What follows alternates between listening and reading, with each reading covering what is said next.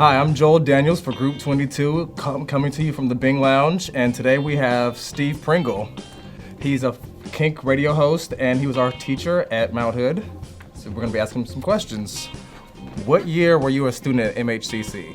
Fall of '93. What was your student experience like? Student experience was fine. You got to remember, I was at an advanced age. I was 30 years old when I went through the community college. So I'd already had a career in trucking. I had a career as a treated fiber systems analyst at Simpson Timber.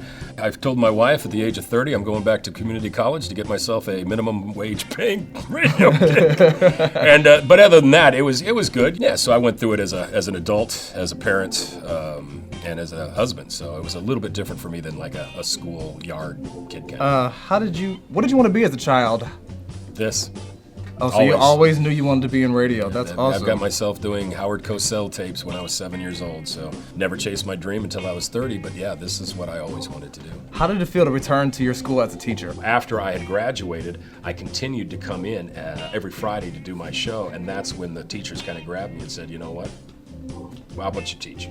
Awesome. So you say you taught for about 6 years? Yeah, I taught for 17 years. Oh, wow. Yeah, no, I taught for a long time. This is the first year I had to give up because they put me back in the middays. What advice do you have for students on being successful after graduation? After graduation, you know what, after graduation or even during school, my biggest advice, and I probably gave it to your class as well, is network.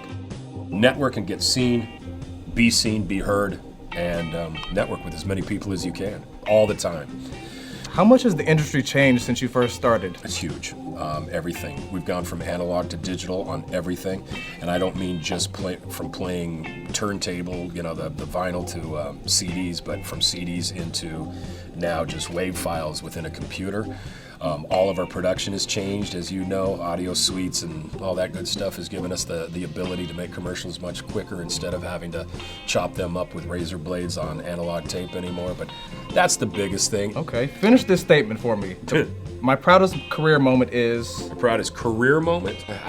Getting hired here at Kink was a hell of a moment for me because they had come to me. I didn't even need a tape and resume. They actually came to me on a phone call and said, hey, we were thinking about using you on the weekends as a part-timer.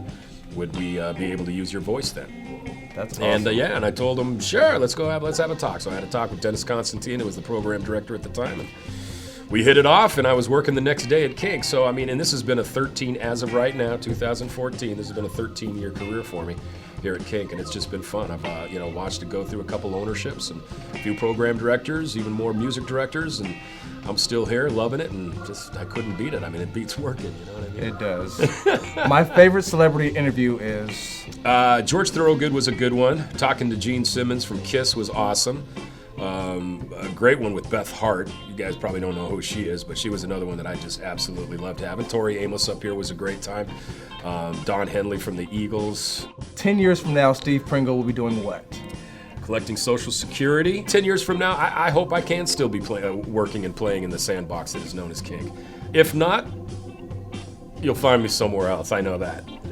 Awesome. I'll take my blues show. I've done a blues show in town here for 20 years. I work pretty much side by side with the Waterfront Blues Festival, which is a huge festival we have here. Second largest in the nation, biggest music festival this side of the Mississippi. On the years that the 4th of July falls on a Wednesday, we do it for 5 days. So that's crazy. Yeah, 150,000 people. It's a wonderful thing. So I work side by side with them. Maybe I'll be with them as well.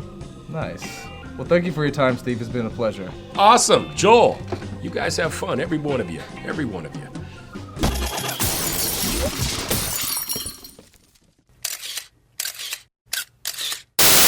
So you want me to help you with a song. Now, how does it go again? It goes... It